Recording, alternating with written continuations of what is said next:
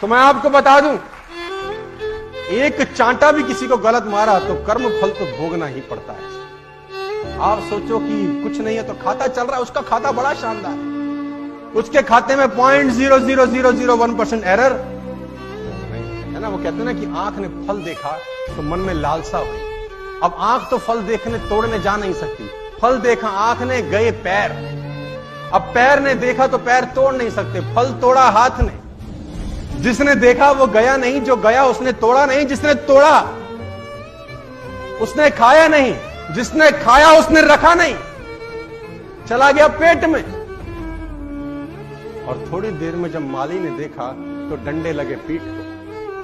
पीठ ने बोला हाय मेरा क्या कसूर। लेकिन जब डंडे लगे पीठ को तो आंसू निकले आंख से, देखा उसी ने था। तो कर्म फल भोगना है यार।